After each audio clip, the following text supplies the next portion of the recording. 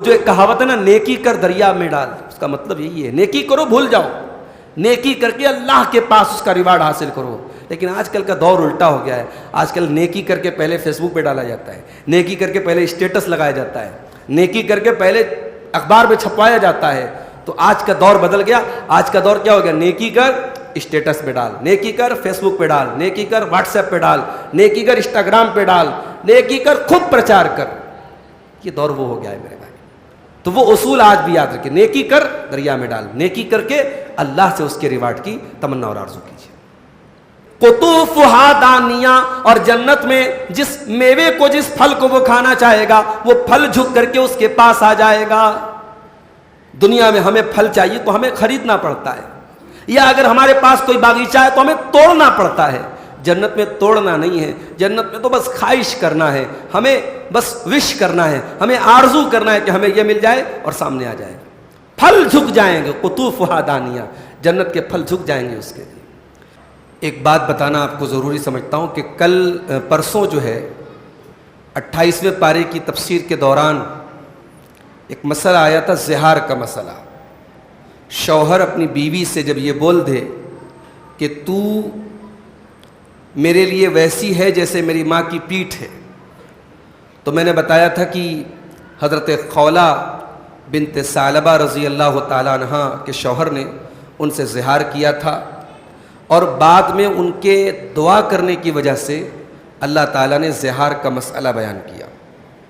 تو زہار کا مسئلہ بیان کرنے میں تھوڑی سی کنفیوژن ہو گئی تھی۔ اس کا جو کفارہ ہے وہ قرآن کریم کے 28ویں پارے کی بالکل اسٹارٹنگ میں سورۃ المجادلہ میں اللہ نے بیان کیا کہ اگر کوئی شخص اپنی بیوی سے زہار کرتا ہے اور پھر اس کو احساس ہوتا ہے کہ مجھے ایسا نہیں کرنا چاہیے تھا، وہ رجوع کرنا چاہتا ہے، اپنی بیوی کو دوبارہ رکھنا چاہتا ہے، تو اس کے لیے پہلا آپشن کیا ہے؟ فتحریر رقبہ، وہ ایک غلام آزاد کرے، ایک غلام آزاد کرے۔ اگر اس کی طاقت نہیں ہے تو پھر وہ کیا کرے گا؟ 60 روزے رکھے گا لگاتار، اور اس کی بھی اگر طاقت نہیں ہے تو 60 مسکینوں کو کھانا کھلائے گا۔ یہ 3 آپشن ہے جو اللہ تعالیٰ نے وہاں بیان کیا ہے۔ اس میں تھوڑا سا بیان کرنے میں کنفیوژن ہو گئی تھی، اس لیے آج اس کو واضح کر دینا ضروری سمجھا میں نے۔ اب آئیے ہم قرآن کا 29واں پارہ کھولتے ہیں۔ ہم یہ بھی جانتے ہیں کہ قرآن کے 29ویں اور 30ویں پارے میں بہت ساری صورتیں ہیں، 30ویں پارے میں تو چھوٹی چھوٹی بھی بہت ساری صورتیں ہیں۔ تو اب ظاہر ہے کہ ہمیں وقت کا بھی لحاظ کرنا ہے، ہم بہت چنندہ آیتوں کو لیں گے، چند آیتوں کو لیں گے۔ تو 29ویں پارے کی شروعات ہوتی ہے سورہ ملک سے۔ سورہ ملک کی شروع میں اللہ تعالیٰ نے موت اور زندگی کو کیوں بنایا، اللہ نے زندگی کا سسٹم کیوں بنایا، اللہ نے کیوں مرنے اور انسان کو اللہ نے پیدا کیوں کیا، اور پھر انسان کی موت کا نظام کیوں بنایا، اللہ نے اس کی حکمت بیان کی۔ فرمایا تبارک الذی بیدہ الملک وہو علی کل شیء قدیر، بڑی برکت والی ہے وہ ذات جس کے ہاتھ میں ساری کائنات کی بادشاہت ہے اور جو ہر شے پر قادر ہے۔ الذی خلق الموت والحیات، اسی نے پیدا کیا ہے موت کو اور اسی نے پیدا کیا ہے زندگی کو۔ دیکھیے موت بھی اللہ کی ایک مخلوق ہے۔ ہم لوگ کیا سمجھتے ہیں کہ موت از نتھنگ، موت کوئی چیز نہیں ہے۔ موت بھی ایک چیز ہے، موت بھی اللہ تعالیٰ کی ایک مخلوق ہے، اللہ نے موت کو پیدا کیا ہے۔ الذی خلق الموت والحیات، اسی نے پیدا کیا ہے موت کو اور اسی نے پیدا کیا ہے زندگی کو۔ اسی لیے حدیث میں آتا ہے کہ جب جنتی اور جہنمی کا فیصلہ ہو جائے گا تو اللہ تبارک و تعالی موت کو ایک دمبے کی شکل میں، ایک میڑھے کی شکل میں لائے گا اور موت کو ذبح کر دیا جائے گا، موت کو ختم کر دیا جائے گا اور اعلان کر دیا جائے گا کہ اب موت آنے والی نہیں ہے۔ اے جنتیوں، اب تمہیں فار ایور یہاں رہنا ہے جنت میں، اور اے جہنمیوں تمہیں فار ایور رہنا ہے، اب موت نام کی کوئی چیز آنے والی نہیں ہے۔ تو یہاں اللہ کہہ رہا ہے کہ ہم نے پیدا کیا موت کو اور زندگی کو۔ کیوں پیدا کیا؟ لِيَبْلُوَكُمْ أَيُّكُمْ أَحْسَنُ عَمَلًا، تاکہ ہم تمہارا امتحان لیں، تمہاری پریکشا لیں، تمہیں جانچیں، تمہیں پرکھیں کہ تم میں کون بہتر عمل کرتا ہے۔ غور کیجیے، اللہ نے بہتر عمل کرنے کے لیے پیدا کیا ہے۔ زیادہ عمل کرنے کے لیے پیدا نہیں کیا ہے. اللہ تعالیٰ کیا کوانٹٹی نہیں، اللہ تعالیٰ کیا کوالٹی کی اہمیت ہے. اور عمل کے اندر کوالٹی دو چیزوں سے آتی ہے. اگر ہم یہ چاہتے کہ ہمارا عمل اللہ کو پسند آئے تو ہمارے عمل کے اندر دو چیزیں ہونا بہت ضروری ہے. نمبر ایک، عمل کے اندر اخلاص ہونا، عمل خالص اللہ کے لیے ہونا، اس میں کوئی ریاکاری، کوئی دکھاوا نہیں ہونا. اور دوسری چیز، عمل سنت کے مطابق ہونا، اخلصہ و اسوبہ، عمل کا خالص ہونا اور عمل کا درست ہونا. یہ دو چیزیں شرط ہیں اللہ تعالیٰ کے یہاں عمل کے قبول ہونے کے لیے. اس کے بعد جہنمیوں کا ذکر کیا اللہ نے. جہنمی جب جہنم میں جائیں گے تو ایک بات کہیں گے. وہ کیا کہیں گے؟ وَقَالُوا لَوْ كُنَّا نَسْمَعُ أَوْ نَعْقِلُ مَا كُنَّا فِي أَصْحَابِ السَّعِيرِ. جہنمی کہیں گے اگر ہم دنیا میں اللہ کی باتوں کو سنتے اور سمجھتے تو آج ہم جہنم میں نہ آتے. سوال یہ پیدا ہوتا ہے کہ کیا اللہ کی باتوں کو نہیں سنتے جہنمی؟ سنتے تو ہیں. کل ہمارا پروگرام تھا یہ ہمارے نوید بھائی کے سسرال میں، کیا نام ہے اس کا، ہے تملور. تو وہاں پہ کچھ بھائیوں نے ہم کو بتایا کہ وہ راستے میں آج کل ہمارے غیر مسلم بھائی جا رہے ہیں نا وہاں پہ سری سیلم ان کا جو مندر ہے اس کے درشن کے لیے جا رہے ہیں. تو ایک بھائی نے ایک بڑا اچھا سوال کیا. اس نے کہا کہ ہمارے گاؤں کے پاس سے یہ لوگ گزر رہے ہیں، تو کیا یہ لوگ قیامت کے دن ہمارے خلاف حجت کر سکتے ہیں کہ اللہ تعالیٰ ہمیں تو توحید کا درس ہی نہیں دیا، کسی نے ہمیں تو کسی نے بتائی نہیں توحید، ہم تو گزر رہے تھے ان کے مسلمانوں کے گاؤں سے جا رہے تھے، مسلمانوں کے قریوں سے گزر رہے تھے، انہوں نے کبھی ہم کو نہیں بتایا کہ شرکی ہے، یہ حرام ہے یہ. تو دیکھیے ایسا نہیں ہے کہ توحید کی دعوت کوئی چھپی دعوت ہے. توحید کی دعوت عام ہے، اسلام کی دعوت آج عام ہے. اور آج کوئی اگر یہ کہتا ہے کہ صاحب اسلام کی دعوت ہمیں نہیں بتائی گئی، ہمیں نہیں معلوم، تو وہ غلط بول رہا ہے. ہاں فردن ایک آدمی کو پکڑ کے تو دعوت نہیں دی جا رہی ہے، لیکن اس کا مطلب یہ نہیں کہ ہم اور آپ اطمینان سے بیٹھ جائے کہ صاحب چلو اسلام کی دعوت تو سب کو پتہ لگی چکی ہے. ہم سے جہاں تک پاسبل ہو، ممکن ہو، ہمارے ٹچ میں جو بھی غیر مسلم بھائی ہوں، ہمیں ان کو اسلام کی دعوت دینی چاہیے. اب یہ جو غیر مسلم ہمارے جا رہے ہیں، ہم یہ نہیں کہہ سکتے کہ یہ ہمارے خلاف حجت قائم کریں گے، انشاءاللہ ایسا نہیں ہوگا. ہاں ہم جہاں تک ممکن ہو دعوت کا کام کرتے رہیں. تو غیر مسلم بھی سنتے تو ہیں قرآن، یا جو مشرکین ہیں یا جو اسلام کے دشمن ہیں، کیا قرآن نہیں سنتے؟ سنتے تو ہیں. تو یہ کیوں کہیں گے جہنم میں جا کے کہ کاش ہم نے سنا ہوتا اور ہم نے سمجھا ہوتا تو ہم جہنم میں نہ جاتے. اصل میں سننا دو طرح کا ہوتا ہے. ایک سننا ہوتا ہے کہ ہم کوئی بات سن رہے ہیں تو دھیان لگا کے سن رہے ہیں اور دل لگا کے سن رہے ہیں، یہ سوچ کر کے سن رہے ہیں کہ اس پر عمل کریں گے. اور ایک سننا ہوتا ہے جس کو ہم اپنی زبان میں کہتے ہیں نا، ایک کان سے سننا اور دوسرے کان سے اڑا دینا. تو ایسا سننا اس کا کوئی مطلب نہیں. اللہ نے سورہ لقمان میں فرمایا وَإِذَا تُتْلَى عَلَيْهِ آيَاتُنَا وَلَّى مُسْتَكْبِرًا كَأَن لَّمْ يَسْمَعْهَا. ان کافروں کے اوپر جب ہماری آیتیں پڑھی جاتی ہیں، وَلَّى مُسْتَكْبِرًا، تو یہ پیٹ پھیر کر کے بھاگ جاتا ہے، یہ تکبر کرتا ہے، یہ گھمنڈ کرتا ہے. كَأَن لَّمْ يَسْمَعْهَا، گویا کہ اس نے سنا ہی نہیں. کان میں تو پڑھی قرآن کی آیت، مگر یہ پیٹ پھیر کے بھاگ گیا تو اس نے سنا ہی نہیں. تو ایسا سننا کوئی کام نہیں دے گا. اور جہنمی جہنم میں جا کے کہے گا کہ اے کاش ہم نے سنا ہوتا اور سمجھا ہوتا تو آج ہمارا یہ انجام نہ ہوتا. اس کے بعد اللہ فرماتا ہے فَاعْتَرَفُوا بِذَنبِهِمْ، جہنمی اپنے گناہوں کا اقرار کریں گے. فَسُوقًا لِّأَصْحَابِ السَّعِيرِ، جہنمیوں کے لیے بربادی ہے. اعتراف کریں گے، اپنے گناہوں کو ایکسپٹ کریں گے، لیکن جہنم میں جا کر کے ایکسپٹ کریں گے. اس کا مطلب کہ اگر دنیا میں انسان اپنے گناہوں کا اقرار کر لے تو اللہ تعالیٰ کیا معافی ہے. وہاں جا کے آپ ایکسپٹ کرتے رہیں، اقرار کرتے رہیں، اپنے جرم کو مانتے رہیں. وہاں ماننے سے کوئی مطلب نہیں. دنیا میں انسان جب مان لے اور توبہ کر لے تو یہ اس کے کام آئے گا. اس کے بعد اللہ نے زمین کی ایک حکمت بتائی کہ ہم نے زمین کو کیوں بنایا. فرمایا هو الذی جعل لکم الارض ذلولا، اسی نے زمین کو تمہارے لیے نرم بنایا، چلنے کے قابل بنایا. اللہ چاہتا تو زمین کے اندر گریوٹی نہ ہوتی، زمین پہ ہم چل نہ پاتے. اگر زمین کے اندر گریوٹی نہ ہوتی, ہمیں ایک ایک قدم, آپ دیکھ لیجئے کسی کو اللہ نہ کرے کوئی ایک نس کی پرابلم ہو جاتی ہے تو اس کو ایک قدم چلنا مشکل ہو جاتا ہے. اللہ نے زمین کو اس قابل بنایا کہ ہم چلیں اور ہمیں اس قابل بنایا کہ ہم زمین پہ چلیں. یہ اللہ کا کتنا بڑا کرم ہے.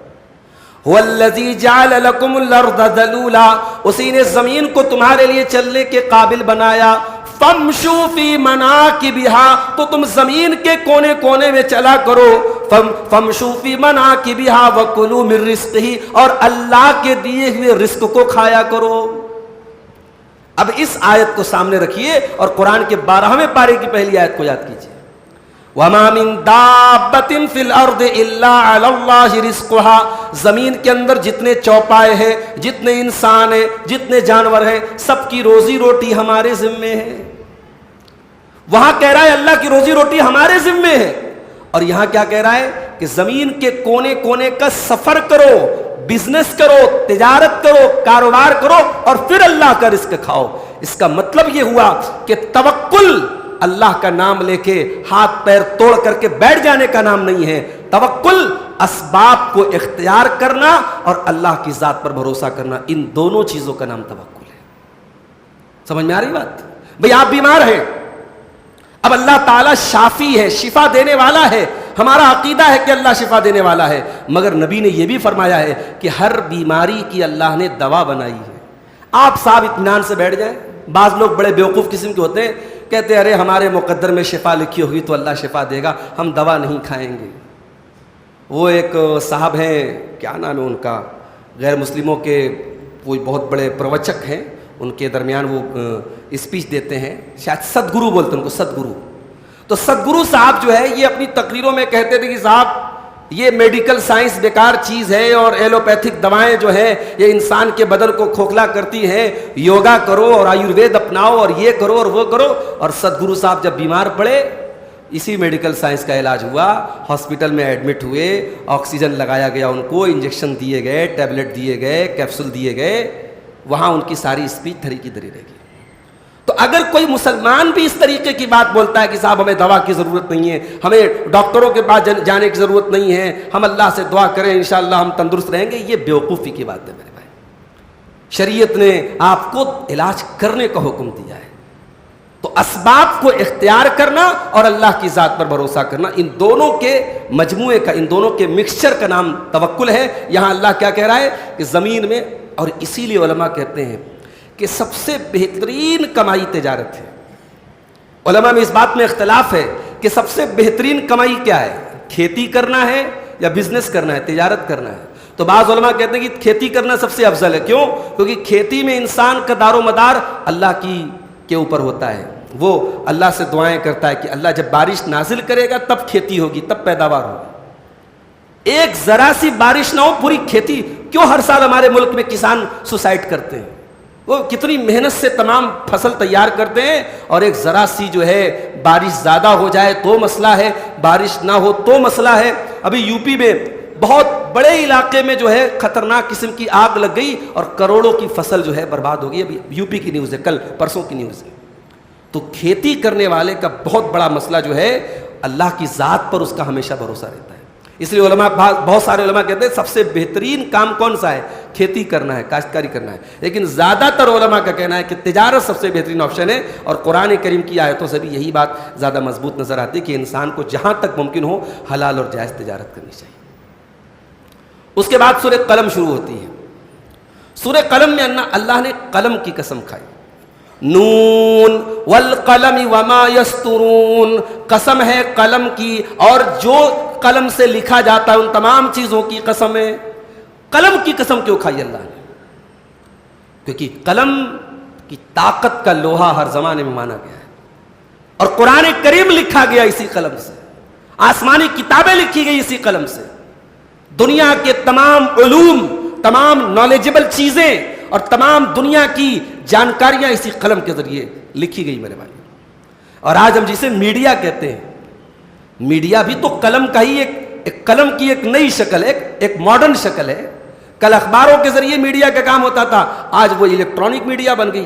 تو آج کا دور جو میڈیا کا دور ہے ہم کہہ سکتے ہیں قلم کا دور ہے. اور اسی لیے اللہ کے نبی نے قیامت کی نشانیوں میں سے ایک نشانی کیا بیان کی؟ ظہور القلم، قلم کی طاقت کا بڑا لوہا مانا جائے گا، قلم بہت پھیل جائے گا۔ تو اللہ نے قلم کی قسم کھائی۔ اس کے بعد فرمایا ما انت بنعمت ربک بمجنون، اے نبی آپ اپنے رب کے کرم سے مجنون نہیں ہیں۔ اللہ اکبر! آج ہمیں کوئی مجنون کہتے ہیں، آج اچھے خاصے انسان کو کوئی پاگل کہہ دے لڑ جائے گا، جھگڑا کرے گا، آپے سے باہر ہو جائے گا، کہہ رہے میں بالکل صحیح سالم ہوں، تم مجھے پاگل کہہ رہے ہو، مجنون کہہ رہے ہو۔ اللہ اکبر! ہمارے نبی نے کیا کیا سہا ہے میرے بھائی۔ نبی کو لوگ مجنون کہتے تھے، پاگل کہتے تھے، نبی نے یہ تکلیف برداشت کی ہے، لیکن اسلام کی دعوت کا کام نہیں چھوڑا ہے۔ اور جب نبی کو لوگوں نے مجنون کہا، اللہ نے کس طریقے سے اپنے نبی کا ڈیفینس کیا ہے؟ ما انت بنعمت ربک بمجنون، اے میرے نبی آپ اپنے رب کے کرم سے مجنون نہیں ہیں، پاگل نہیں ہیں۔ کیوں؟ اس لیے کہ وَإِنَّ لَكَ لَأَجْرًا غَيْرَ مَمْنُونَ، اے نبی آپ کی ذات تو اتنی اعلیٰ ہے، آپ کی ذات تو اتنی پیاری ہے کہ آپ جو بھی نیکی کا کام کریں گے اور آپ لوگوں کو نیکی کے بارے میں بتاتے چلیں گے اور لوگ اس کے اوپر عمل کرتے چلیں گے، تو اے نبی آپ کو تو انلیمیٹڈ اجر و ثواب ملتا رہے گا قیامت تک۔ جتنے مسلمان نماز پڑھیں گے، جتنے مسلمان روزہ رکھیں گے، جتنے مسلمان زکوٰۃ دیں گے، جتنے مسلمان جو بھی نیکی کا کام کریں گے، سب کا ثواب جناب محمد رسول اللہ صلی اللہ علیہ وسلم کو ملتا رہے گا، انلیمیٹڈ اجر۔ اللہ نے کہا وَإِنَّ لَكَ لَأَجْرًا غَيْرَ مَمْنُونَ، اے نبی آپ کو تو انلیمیٹڈ اجر ملتا رہے گا۔ آپ کیسے آپ جیسا انسان مجنون نہیں ہو سکتا، پاگل نہیں ہو سکتا۔ اس کے بعد فرمایا وَإِنَّكَ لَعَلَىٰ خُلُقٍ عَظِيمٍ، اے نبی آپ کے اخلاق تو بہت اعلیٰ ہیں، آپ کے ایٹیکیٹس تو بہت اعلیٰ ہیں، آپ کی مورل ویلیوز تو بہت اچھی ہیں، آپ کا لوگوں کے ساتھ بیہیویئر بہت اچھا ہے، آپ تو عظیم اخلاق کے مالک ہیں۔ نبی کا اخلاق دیکھو میرے بھائی، ظالم سے لیا ظلم کا بدلہ نہ کسی وقت، مارا بھی تو اخلاق کی تلوار سے مارا، گالی کا جواب کبھی گالی سے نہیں دیا، کبھی اونچی آواز میں بازاروں میں کھڑے ہو کے بات نہیں کی، کبھی کسی عورت کو میلی نظر سے نہیں دیکھا، کبھی کسی بچے کو نہیں مارا، کسی نوکر کو نہیں مارا، کسی بیوی کو نہیں مارا۔ اس نبی کا اخلاق میرے بھائیوں، اما عائشہ سے کسی نے پوچھا نبی کا اخلاق کیسا تھا، نبی کا کیریکٹر کیسا تھا، نبی کی سیرت کیسی تھی؟ اما عائشہ نے فرمایا کیا تم قرآن نہیں پڑھتے؟ نبی کا اخلاق سیم ٹو سیم جیسا قرآن ہے، جس اخلاق کی قرآن دعوت دیتا ہے، جس اخلاق کو قرآن میں منشن کیا گیا ہے، نبی اسی کی کاپی تھے۔ جو قرآن جس اخلاق کی دعوت دیتا ہے، نبی اسی کے اوپر چلا کرتے تھے۔ اس کے بعد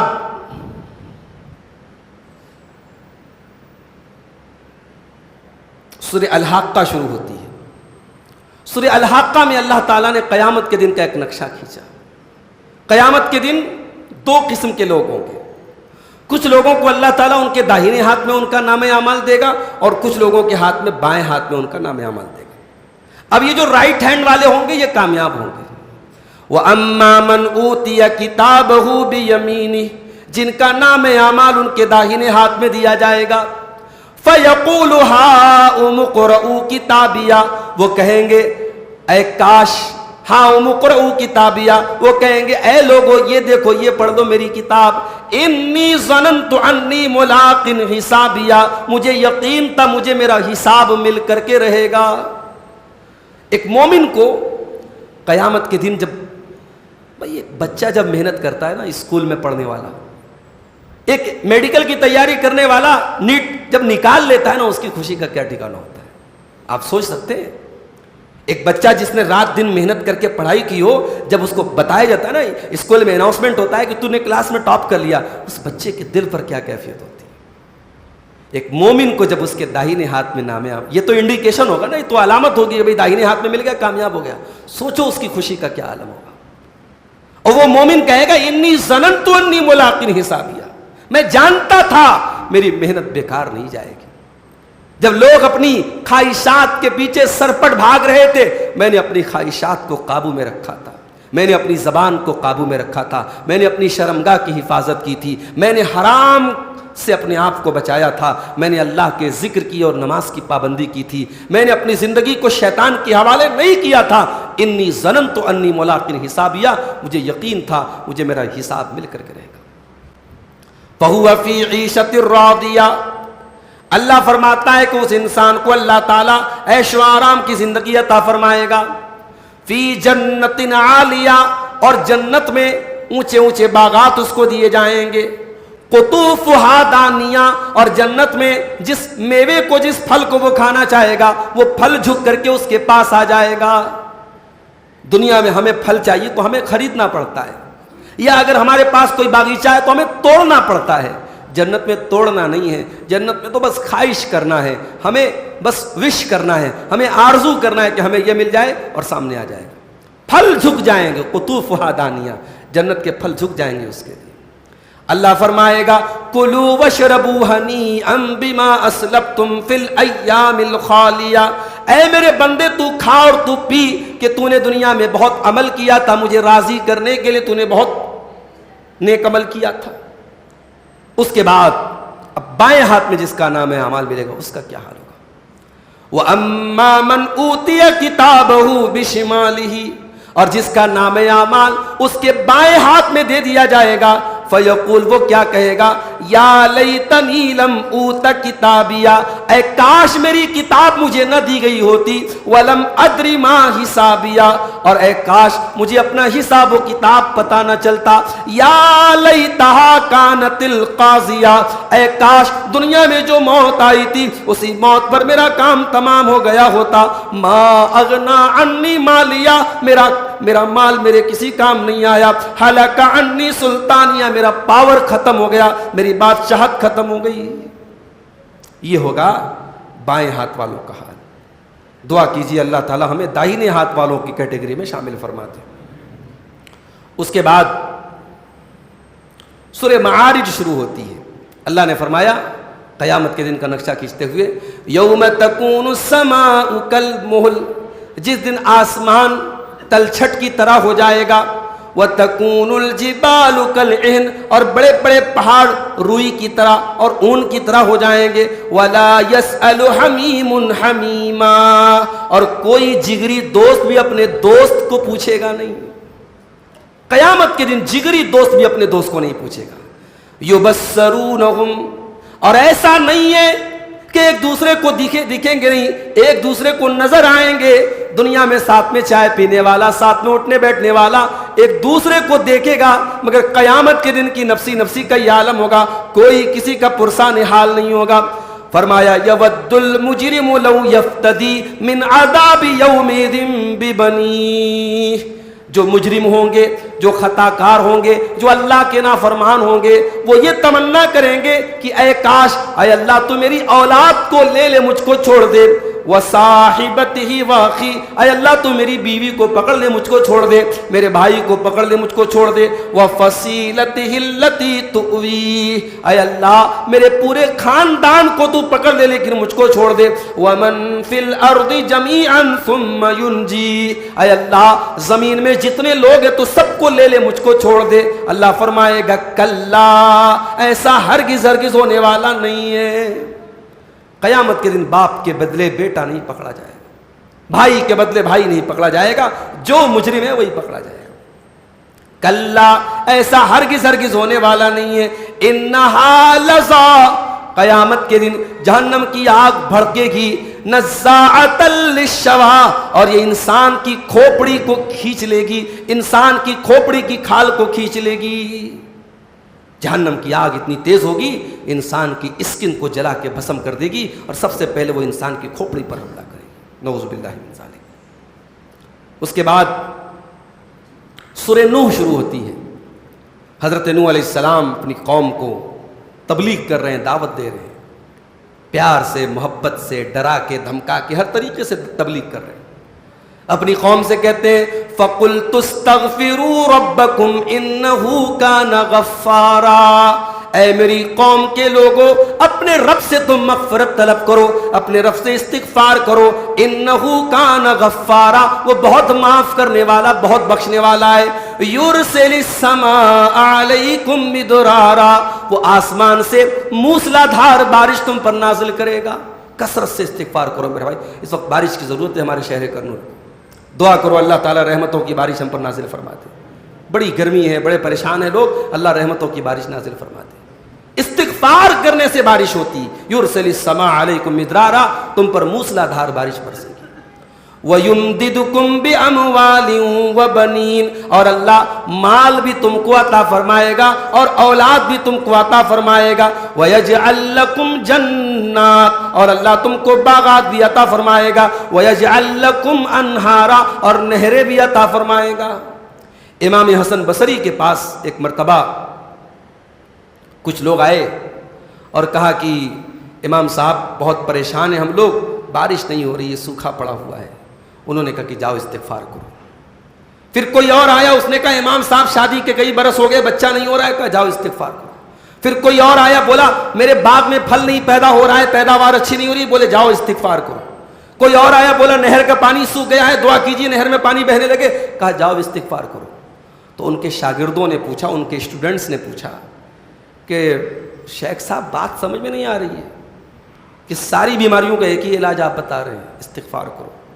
تو حضرت امام حسن بصری نے کہا کہ یہ علاج میں نہیں بتا رہا ہوں، یہ علاج اللہ کا بتایا ہوا ہے، اور یہی سورہ نوح کی آیتیں پڑھ کے سناتے ہیں کہ استغفار کرنے سے بارش بھی ہوتی ہے، اولاد بھی ملتی ہے، مال بھی ملتا ہے، پانی بھی برستا ہے، نہریں بھی جاری ہوتی ہیں، اور باغ میں پھل بھی پیدا ہوتا ہے۔ سب ملے گا اگر ہم کثرت سے استغفار کریں۔ اس کے بعد سورہ مزمل میں اللہ فرماتا ہے یا ایھا المزمل، اے کمبل میں چادر میں لپٹے ہوئے میرے نبی، یا ایھا المزمل۔ اچھا یہ بھی اللہ کا ایک بڑا پیارا انداز ہے، کبھی غور کیجئے گا۔ قرآن میں اللہ نے یا موسیٰ کہا ہے، یا عیسیٰ کہا ہے، یا نوح کہا ہے، یا ابراہیم کہا ہے، لیکن پورے قرآن میں اللہ نے کہیں یا محمد نہیں کہا ہے۔ اللہ نے اپنے آخری نبی کا جب بھی نام لیا ہے یا ایھا النبی کہہ کے پکارا ہے، یا ایھا الرسول کہہ کے پکارا ہے، یا ایھا المزمل کہہ کے پکارا ہے، نبی کا نام لے کے نہیں پکارا ہے، نبی کی صفت کے ذریعے نبی کو پکارا ہے۔ اے کمبل میں لپٹے ہوئے میرے نبی۔ یہ قرآن کی جب پہلی وحی نازل ہوئی تھی اور اللہ کے نبی گھر آئے تھے اور حضرت خدیجہ سے آپ نے چادر مانگی تھی اور اس کو آپ اوڑے ہوئے تھے، اس موقع پر قرآن کی آیت نازل۔ یا ایھا المزمل، اے کمبل میں لپٹے ہوئے میرے نبی، قم اللیل الا قلیلا، اے میرے نبی آپ رات کو قیام کیا کریں، تہجد پڑھا کریں، الا قلیلا، تھوڑی سی رات کے حصے کو آرام کرنے کے لیے بچا لیں، اور باقی پوری رات آپ قیام کریں، نصفہ، آدھی رات قیام کریں، اب انقص منہ قلیلا، یا آدھے میں سے کچھ کم کر لیں، آدھی رات آپ قیام کریں۔ اللہ اپنے نبی کو تہجد پڑھنے کا حکم دے رہا ہے۔ اس کا مطلب یہ ہوا کہ جب زندگی میں آپ کو یہ لگے کہ رسپانسبلٹی بہت زیادہ میرے کندھے پر آ گئی ہے، ذمہ داریاں بہت زیادہ میرے کندھے پر آ گئی ہیں اور مجھ سے یہ بوجھ اٹھ نہیں رہا ہے، تو رات میں تہجد پڑھنے کا اہتمام کرو۔ تہجد کے ذریعے اللہ تعالیٰ آپ کی مشکلوں کو آسان کرے گا۔ اللہ کے نبی ٹینشن میں ہیں، فکر میں ہے کہ یہ رسالت کی ذمہ داری اللہ نے میرے کندھے پر ڈالی ہے، میں کیسے پوری کروں گا۔ اللہ اپنے نبی کو کیا حکم دے رہا ہے؟ قم اللیل الا قلیلا، اے نبی رات بھر تھوڑے سے حصے میں آپ آرام کیجئے اور باقی رات آپ قیام کیجئے، تہجد کی نماز پڑھیے۔ اس کے بعد فرمایا او زد علیہ، آدھی رات قیام کرو یا آدھے میں سے کچھ کم کر لو یا کچھ بڑھا لو، وَرَتِّلِ الْقُرْآنَ تَرْتِيلًا، اور اے میرے نبی جب قرآن کو پڑھا کرو تو ٹھہر ٹھہر کر کے پڑھا کرو۔ یہ راجدھانی کی سپیڈ سے قرآن پڑھنے والوں کو جا کے کوئی یہ قرآن کی آیت بتا دے۔ جو قرآن کا مذاق بنا کے جن لوگوں نے رکھا ہے، 3 دن کی تراویح پڑھ دی، 1 ہفتے کی تراویح پڑھ دی، یا لمن تعلمون والے انداز میں تراویح پڑھ لی انہوں نے، ان کو جا کے کوئی قرآن کی یہ آیت بتا دے۔ وَرَتِّلِ الْقُرْآنَ تَرْتِيلًا، قرآن کو ٹھہر ٹھہر کر کے ایک ایک آیت پر ایک ایک لفظ واضح ہو، ایک ایک حرف کلیئر ہو، ایسا قرآن پڑھنا میرے نبی کی سنت ہے۔ اس کے بعد جہنم کا ایک نقشہ کھینچا گیا۔ جب جہنمی جہنم میں جائیں گے اور جنتی جنت میں جائیں گے تو اللہ کہتا ہے کہ الا اصحاب الیمین، दाहिने हाथ वाले फी जन्नाती यतसालून, वो तो जन्नत में जाएंगे और एक दूसरे से सवाल करेंगे अनिल मुजरिमीन, मुजरिमों के बारे में। जन्नती जन्नत में चले गए, जहन्नमी जहन्नम में चले गए, लेकिन जन्नतियों को ये दिखाया जाएगा कि देखो ये तुम्हारे दोस्त थे, तुम्हारे रिश्तेदार थे, ये सब जहन्नम में है। तो जन्नती जहन्नमी, उनको जन्नत में देख करके जहन्नमियों का खून जलेगा, उनको और तकलीफ होगी। जब आप परेशानी में और दूसरा कोई मजे में हो ना, तो आपकी तकलीफ और बढ़ जाती है, और जब आप मजे में हो और दूसरा तकलीफ में हो तो आपको अपनी जो राहत है ना उसका एहसास ज्यादा होता है कि यार मैं बच गया, मुझे अल्लाह ने बचा लिया। तो अल्लाह ऐसा सीन बनाएगा कि जन्नती जन्नत में, जहन्नमी जहन्नम में, लेकिन जन्नतियों को जहन्नमी नजर आएंगे। तो जन्नती जहन्नमियों से सवाल करेंगे मा सलककुम फी सकर, तुम जहन्नम में कैसे चले आए। जहन्नम का एक नाम सकर भी है। तो जहन्नमी क्या जवाब देंगे, क़ालू लम नकु मिनल मुसल्लीन, कहेंगे हम नमाज नहीं पढ़ते थे। ये रमज़ान वाली नमाज पढ़ के भी इंसान यही बोलेगा ना कि हम नमाज नहीं पढ़ते। अगर 1 महीने का नमाजी है और 11 महीने का बेनमाजी, तो वो भी यही जवाब देगा, लम नकु मिनल मुसल्लीन, हम नमाज नहीं पढ़ते थे। वलम नकु नुतिमुल मिस्कीन, और हम गरीबों को खाना नहीं खिलाते थे। वकुन्ना नखूज़ु मअल खाइज़ीन, और हम गाफिल रहने वालों के साथ और ठट्ठा करने वालों के साथ और हंसी मजाक करने वालों के साथ और दीन का मजाक उड़ाने वालों के साथ और नमाज के टाइम मौज मस्ती और खेल कूद की चीजों में और फजूल चीजों में लगे रहने वालों के साथ हम भी लगे रहते थे। इससे बढ़ के बदनसीबी की बात नहीं है कि रमजान की मुबारक रातों में हमारा नौजवान IPL के मैच में लगा रहे, हमारा नौजवान बैठ करके PUBG गेम में लगा रहे। इससे बढ़ के बदनसीबी की और अफसोस की कोई बात नहीं हो सकती मेरे भाई। वकुन्ना नखूज़ु मअल खाइज़ीन, जहन्नमी कहेंगे हम गाफिल लोगों के साथ गफलत में पड़े रहते थे। उसके बाद जब कुरान उतरता था अल्लाह के नबी के ऊपर, तो अल्लाह के नबी फौरन उसको रिपीट करते थे। तो कभी कभी रिपीट करने में अल्लाह के नबी जल्दी जल्दी कुरान पढ़ने लगते थे। तो अल्लाह ने अपने नबी को सिखाया, ला तुहर्रिक बिही लिसानका लिताजल बी, ऐ नबी अपनी जुबान को जल्दी जल्दी हरकत न दो, जल्दी जल्दी कुरान पढ़ने के लिए। इन्ना अलैना जमअहु व कुरआना, आप घबराइए मत, ये कुरान हमने जो आप पर उतारा है, इस कुरान को इकट्ठा करना और इस कुरान को आपको पढ़ाना, ये हमारी जिम्मेदारी है।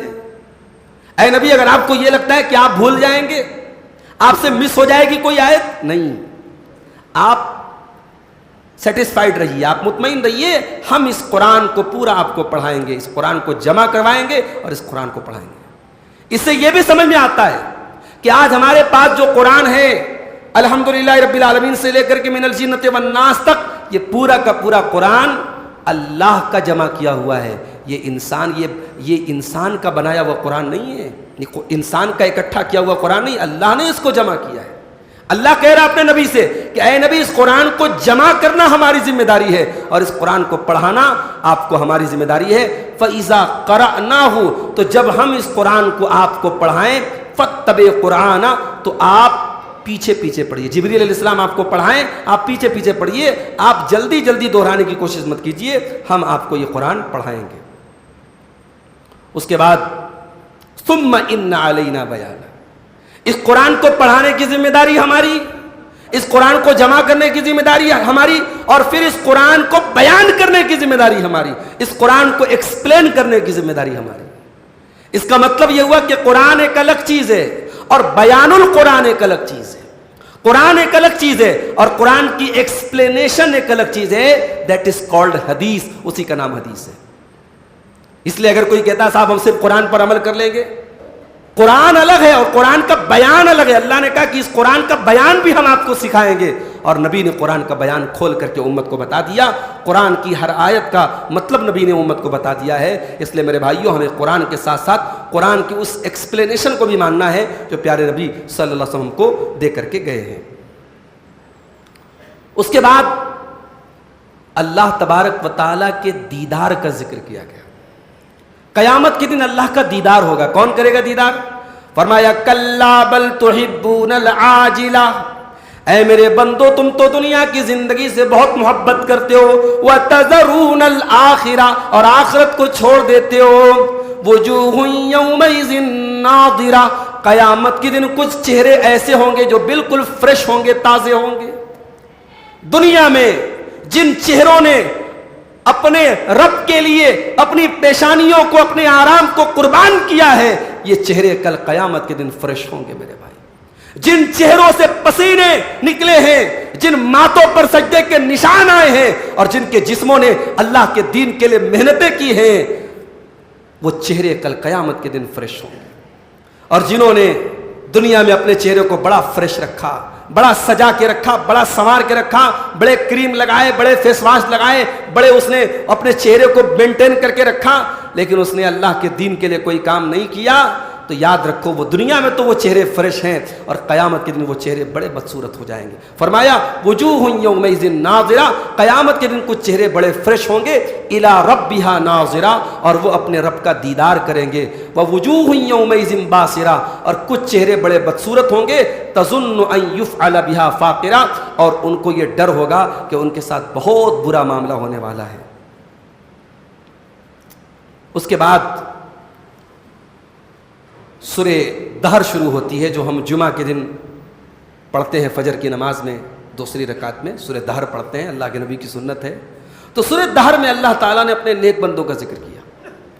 اللہ کے نیک بندے غریبوں کو کھانا کھلاتے ہیں، وَيُطْعِمُونَ الطَّعَامَ عَلَىٰ حُبِّهِ مِسْكِينًا وَيَتِيمًا وَأَسِيرًا، میرے نیک بندے مسکینوں کو کھانا کھلاتے ہیں، یتیموں کو کھانا کھلاتے ہیں، قیدیوں کو کھانا کھلاتے ہیں۔ انما نطعمکم لوجہ اللہ، اور جب ان کو کھانا کھلاتے تو کیا بولتے ہیں؟ ہم تم کو اللہ کی رضا کے لیے کھلا رہے ہیں، لا نرید منکم جزاء ولا شکورا، ہمیں تم سے کوئی بدلہ نہیں چاہیے، ہمیں تم سے کوئی شکریہ نہیں چاہیے۔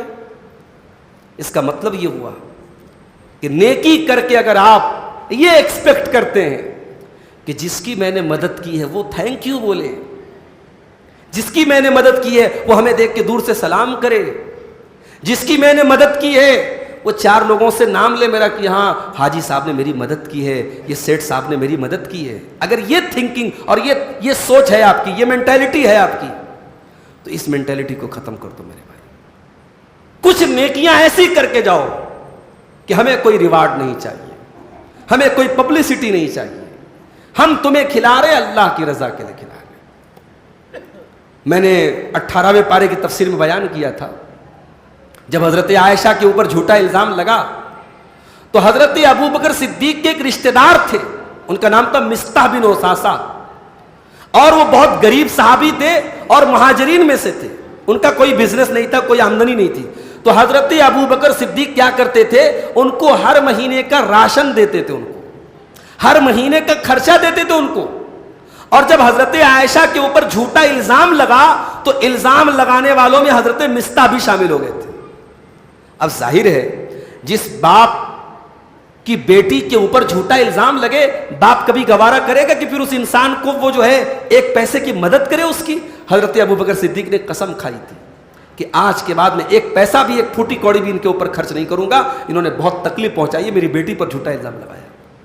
مگر جب سورہ نور کی آیت نازل ہوئی اور اللہ نے حضرت ابوبکر صدیق جیسے لوگوں کے بارے میں کہا کہ جو صاحب حیثیت لوگ ہیں، جو پیسے والے لوگ ہیں، وہ ایسی کوئی قسم نہ کھائیں اور غریبوں کی جیسے مدد کرتے رہے۔ الا تحبون ان یغفر اللہ لکم، کیا تم نہیں چاہتے کہ اللہ تم کو معاف کر دے؟ تو ابوبکر صدیق رونے لگتے ہیں اور کہتے ہیں کہ اے اللہ میں چاہتا ہوں کہ تم مجھے معاف کر دے۔ اور اس کے بعد جو مہینے کا راشن وہ پہنچاتے تھے حضرت مصطح کے گھر، وہ ایز اٹ از پھر سے پہنچانے لگے۔ اس سے یہ سمجھ میں آتا ہے کہ جب انسان غریبوں کی مدد کرے، اللہ کی راہ میں کچھ خرچ کرے، تو اس کی نیت کتنی صاف ہونی چاہیے۔ اللہ کے نیک بندے کہتے ہیں لا نرید منکم جزاء ولا شکورا، ہمیں کوئی شکریہ نہیں چاہیے، ہمیں کوئی بدلہ نہیں چاہیے۔ انا نخاف من ربنا یوما عبوسا قمطریرا، ہم تو اللہ تعالیٰ کے عذاب سے ڈرتے ہیں، ہم تو قیامت کے دن سے ڈرتے ہیں جو بڑا سخت دن ہوگا، اس لیے ہم تمہاری مدد کر رہے ہیں۔ تو وہ جو ایک کہاوت ہے نا، نیکی کر دریا میں ڈال، اس کا مطلب یہی ہے نیکی کرو بھول جاؤ، نیکی کر کے اللہ کے پاس اس کا ریوارڈ حاصل کرو. لیکن آج کل کا دور الٹا ہو گیا ہے. آج کل نیکی کر کے پہلے فیس بک پہ ڈالا جاتا ہے, نیکی کر کے پہلے اسٹیٹس لگایا جاتا ہے, نیکی کر کے پہلے اخبار میں چھپوایا جاتا ہے. تو آج کا دور بدل گیا. آج کا دور کیا ہو گیا؟ نیکی کر اسٹیٹس پہ ڈال, نیکی کر فیس بک پہ ڈال, نیکی کر واٹس ایپ پہ ڈال, نیکی کر انسٹاگرام پہ ڈال, نیکی کر خود پرچار کر. یہ دور وہ ہو گیا ہے میرے بھائی. تو وہ اصول آج بھی یاد رکھیں, نیکی کر دریا میں ڈال, نیکی کر کے اللہ سے اس کے ریوارڈ کی تمنا اور آرزو کیجیے. ہم اللہ سے دعا کرتے ہیں کہ ہم نے جو کچھ بھی اس مبارک مہینے میں تفسیر قرآن کے موضوع پر سنا ہے, اللہ تعالیٰ اگر اس میں سے کچھ باتیں میرے زبان سے سبقت لسانی کی وجہ سے غلط نکل گئی ہوں تو اللہ ان کو معاف فرما دے, اور اللہ تعالیٰ جو باتیں صحیح رہی ہوں اس پر کہنے والے کو, سننے والوں کو, سب کو عمل کی اللہ تعالیٰ توفیق عطا فرمائے. اے اللہ, جس طریقے سے تو نے اس مہینے میں ہم کو قرآن سے جڑنے کی توفیق دی, قرآن کو یہاں پہ بیٹھ کے ہمیں سننے کی توفیق دی, قرآن پر غور کرنے کی توفیق دی, اے اللہ قرآن پر ہم سب کو عمل کی بھی توفیق عطا فرما دے. صرف اس ایک مہینے کے نہیں ہے اللہ, ہمیں سال کے 12 مہینے تو قرآن کے ساتھ ہمیں اپنا تعلق مضبوط کرنے کی اور جوڑنے کی توفیق عطا فرما دے. اے اللہ, اس کتاب کے ساتھ ہم نے جو غلط کیا ہے اور جو بھی ہم نے لاپرواہی کی ہے, اے اللہ اس کو معاف فرما دے, اور آئندہ زندگی میں ہمیں اس قرآن کی قدر کرنے کی توفیق عطا فرما دے. رب العالمین ہمیں اپنے دین پر, اپنی رضا کے کاموں پہ چلنے کی توفیق عطا فرما. رب العالمین جب تک ہمیں تو دنیا میں زندہ رکھ, اسلام پر زندہ رکھ, اور ہم سب کا خاتمہ ایمان پر ہو. ربنا تقبل منا انک انت السمیع العلیم وتب علینا انک انت التواب الرحیم. وصلی اللہ تعالی علی نبینا محمد وعلی آلہ وصحبہ اجمعین. والسلام علیکم ورحمۃ اللہ وبرکاتہ.